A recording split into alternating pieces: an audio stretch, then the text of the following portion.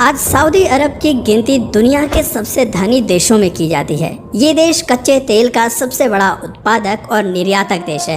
विश्व में crude oil की इंडस्ट्री में आज सऊदी अरब का योगदान 17% से भी अधिक का है। इस देश की अर्थव्यवस्था का 90% से अधिक भाग तेल के भंडारों पर ही आधारित है। पिछले 5 दशक के दौरान इस देश ने काफ़ी तेज़ी से विकास किया है। एक समय था जब यहाँ पर सिर्फ रेगिस्तान ही हुआ करता था, लेकिन आज पूरे सऊदी अरब में गगनचुंबी इमारतें नज़र आती हैं। बेहतरीन इंफ्रास्ट्रक्चर्स की मिसाल आज ये देश पेश कर रहा है। महिलाओं को भी सऊदी अरब में पुरुषों की तरह ड्राइविंग और स्पोर्ट्स में भाग लेने का मौका दिया गया है। सबसे सख्त कानून वाला देश आज अपने नियमों में बदलाव कर रहा है, जो समय के हिसाब से अच्छी बात है। आज भले ही सऊदी अरब को शेखों का देश कहा जाता है, यहाँ हर किसी के पास बेशुमार पैसा है। लोगों के पास एक से बढ़कर एक महंगी और लग्जरी कार्स हैं। यहाँ के लोगों को सोने से भी बहुत ज़्यादा प्यार होता है। शेर और चीते जैसे जानवर शेख पालते हैं। लेकिन आज से 100 साल पहले सऊदी अरब की स्थिति इसके बिल्कुल विपरीत थी। सऊदी अरब में तेल की खोज सन 1938 में की गई थी और इसके बाद इस देश के हालातों में सुधार आना शुरू हो गया।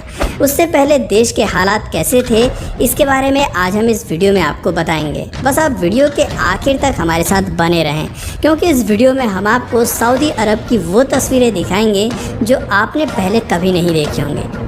सन 1932 में किंग अब्दुल अल अजीज़ ने सऊदी अरब की स्थापना की थी। ये वो दौर था जब तक सऊदी अरब में तेल के भंडार की खोज नहीं की गई थी, और तेल की खोज से पहले तक सऊदी अरब का नाम दुनिया के सबसे गरीब देशों में गिना जाता था। यहाँ के लोग कच्चा भोजन खाया करते थे। खेती बाड़ी के ज़रिए लोग अपना गुजारा करते थे।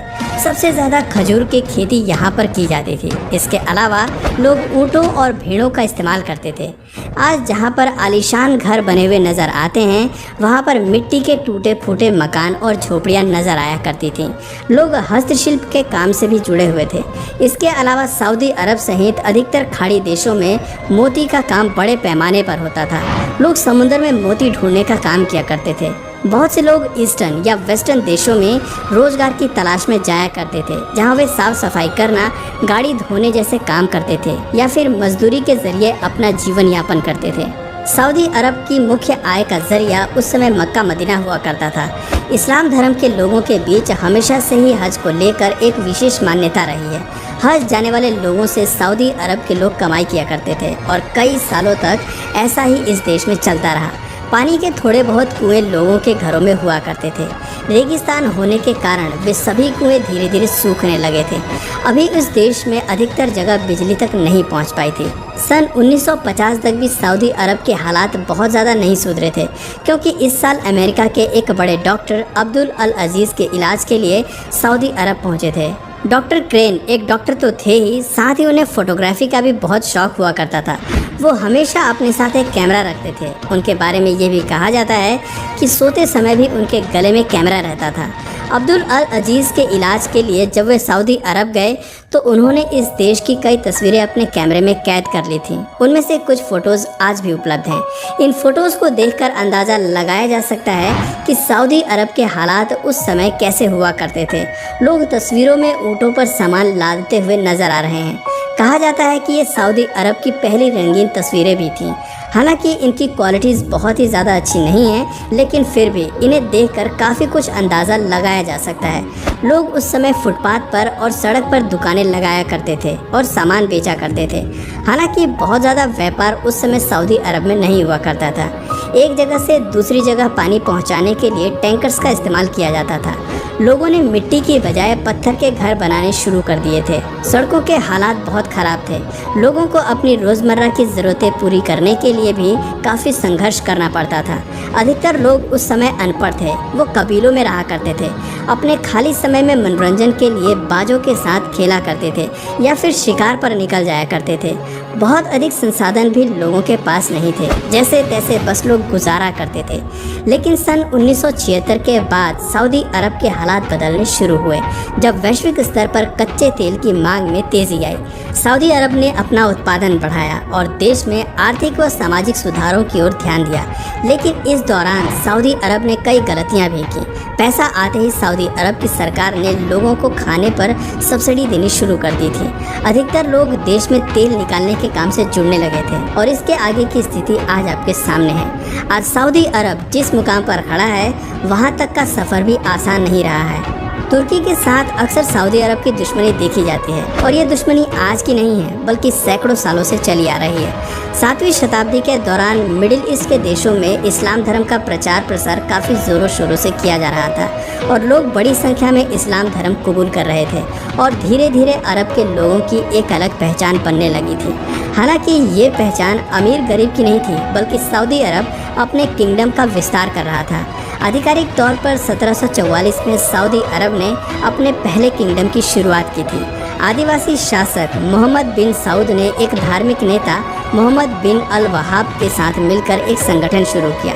सन 1786 से सऊदी अरब ने अपने विजय मिशन की शुरुआत की और मक्का मदीना को जीत लिया। इसमें वहाबी आंदोलन की भूमिका भी काफ़ी अहम रही थी। लेकिन 1816 में ओटोमन अम्पायर ने सऊदी अरब पर कब्जा कर लिया और पहला सऊदी किंगडम स्थापित हो गया। दूसरा सऊदी किंगडम सन 1824 से लेकर 1866 तक चला था और एक बार फिर ओटोमन अम्पायर ने रियाद सहित अन्य इलाकों पर कब्जा कर लिया। सन 1902 में अब्दुल अजीज़ ने केवल 40 साथियों के साथ मिलकर रियाद को वापस अपने कब्जे में ले लिया। इस समय तक ओटोमन अम्पायर भी काफ़ी कमज़ोर पड़ गया था। प्रथम विश्व युद्ध खत्म होने के बाद सऊदी अरब ने अपने देश में तेल के ठिकानों की खोज करनी शुरू कर दी थी।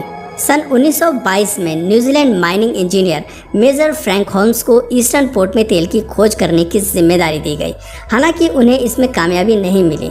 सन 1925 में अमेरिकन इंजीनियर कार्ल ट्विचेल ने भी सऊदी अरब में तेल के स्रोत ढूंढने की खूब कोशिश की। वे अपने मुकाम में सफल तो नहीं हुए, लेकिन तेल के बड़े भंडार होने के सबूत उन्होंने दे दिए थे। 1932 में बहराइन में तेल के भंडार खोज निकाले गए, जिसके बाद सऊदी अरब में भी तेल के भंडार ढूंढने का काम तेजी से आगे बढ़ गया। 1934 में जुबैल में जियोलॉजिस्ट की टीम ने दोबारा खोज शुरू की, लेकिन अंत में सफलता सन 1938 में अमेरिका की एक कंपनी को मिली। डेमन ऑयल फील्ड्स में पहली बार सऊदी अरब में तेल के भंडार खोजे गए थे।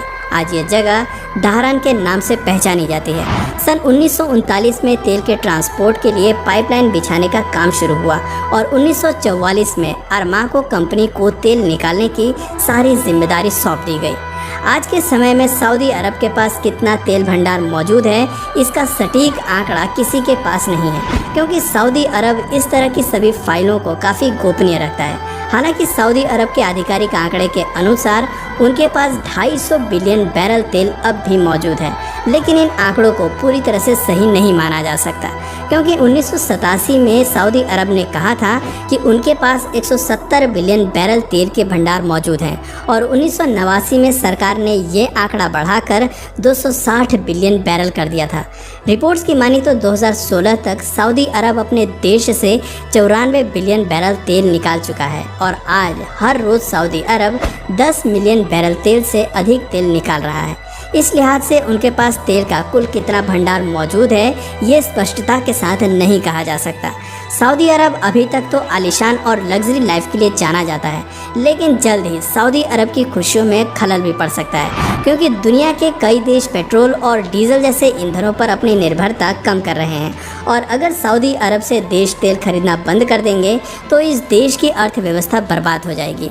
अर्थव्यवस्था को बचाए रखने के लिए सऊदी अरब ने अपने देश में टैक्स सिस्टम लागू कर दिया है, विजन 2030 मिशन लॉन्च किया है। एजुकेशन और टूरिज्म को बढ़ाने की ओर सऊदी अरब काफ़ी ध्यान दे रहा है। उदाहरण के तौर पर दुबई को भी देखा जा सकता है। आज दुबई की केवल 2% अर्थव्यवस्था ही ऑयल इंडस्ट्री पर निर्भर है और अधिकतर पैसा दुबई अपनी टूरिज्म इंडस्ट्री से ही कमा रहा है। IMF ने सऊदी अरब को सलाह दी है कि वो अपने खर्चे को कम करें और सस्टेनेबल डेवलपमेंट की ओर ध्यान दें। अब देखना होगा कि आखिर सऊदी अरब किस तरह तेल पर निर्भरता कम करता है और अन्य सेक्टर्स की तरफ ध्यान देता है। तो दोस्तों उम्मीद है आपको हमारी आज की वीडियो काफ़ी पसंद आई होगी। आप समझ गए होंगे कि तेल के मिलने के बाद से किस तरह सऊदी अरब की काया पलट हुई है। तो दोस्तों अगर इस वीडियो से आपको कुछ नया जानने या सीखने को मिला या फिर इंटरेस्टिंग लगा तो प्लीज़ इस वीडियो को एक लाइक करके अपने फ्रेंड्स और फैमिली में से ज़रूर शेयर करें। और यदि आप इस चैनल पर नए हैं तो प्लीज़ इस चैनल को सब्सक्राइब करके बेल नोटिफिकेशन आइकन को ऑन कर लीजिए ताकि हमारे आने वाले वीडियोज़ आप मिस ना करें। मिलते हैं फिर किसी वीडियो में नए टॉपिक के साथ, तब तक के लिए नमस्कार।